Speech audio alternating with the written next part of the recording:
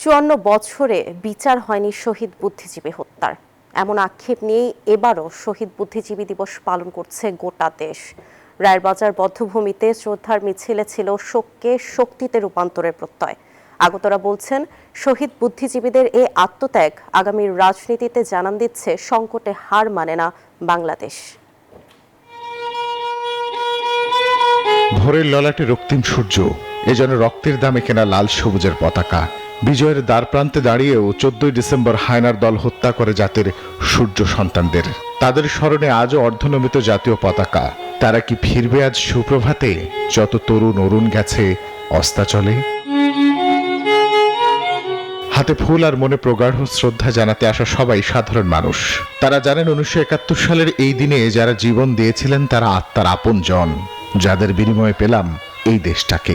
এ যেন নতুন প্রজন্মের হাতে পুরনো প্রজন্মের চোখের জল, শোক থেকে শক্তির রূপান্তর।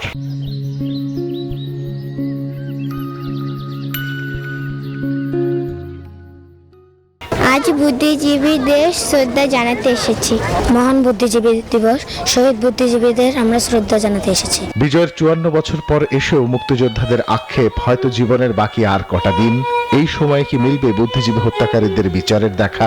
আমরা চাই এদেশের মানুষের জন্য আমরা স্বাধীনতার জন্য যুদ্ধ করেছিলাম, এদেশের মানুষের জন্য, এদেশের শ্রমিকের জন্য, এদেশের সাধারণ মানুষের জন্য, এই দেশের কৃষকের জন্য। আক্ষেপ আছে, এই আক্ষেপ যতদিন আমি জীবিত থাকব ততদিন থাকবে। শুধু তাই নয়, বুদ্ধিজীবীদের পূর্ণাঙ্গ তালিকার পাশাপাশি তরুণ প্রজন্মের জন্য তাদের গল্পগুলো পাঠ্যপুস্তকেও চান অনেকেই। আমাদের নতুন প্রজন্ম এই বুদ্ধিজীবীদের সম্পর্কে ডিটেলস জানুক, ইতিহাসটা জানুক। ওরা যেন আরো আমাদের দেশকে তো আর মেধাশূন্য করতে পারবে না। যারা বুদ্ধিজীবীরা আমাদের এই বুদ্ধিজীবী পাকিস্তানি হানাদার বাহিনী বুদ্ধিজীবীদেরকে মেরেছিল। আমরা এই দিবসটা স্মরণ করি, আমরা এখানে আসি, তাদেরকে বিনম্র শ্রদ্ধা জানাই। বারবার এই জাতি কঠিন সময়গুলোতে ঐক্যবদ্ধ হয়েছে। সামনের দিনগুলোতেও ঐক্যবদ্ধ থাকার আহ্বান ঢাকা বিশ্ববিদ্যালয় উপাচার্যের। এই আত্মত্যাগকে সামনে রেখে আমরা যেন ঐক্যবদ্ধ থাকি।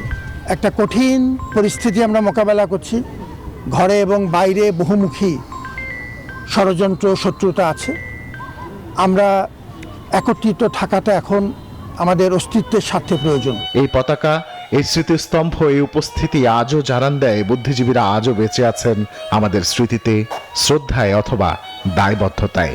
লাল সবুজের বিজয় আর লাল সবুজের মুক্তি। শোক মানে শুধু শোক নয়, ঘুরে দাঁড়ানোর শক্তি। ঠিক যেমন করে বাঙালি জাতি ঘুরে দাঁড়িয়েছিল 52, 69, 71, 90 কিংবা 2024-এ, বাঙালি জাতির এই বীরত্ব গাথাগুলো ছড়িয়ে পড়ুক প্রজন্ম থেকে প্রজন্মে, এমনটাই আশা করছেন আগতরা। রিশাদ হাসান, নিউজ 24, ঢাকা।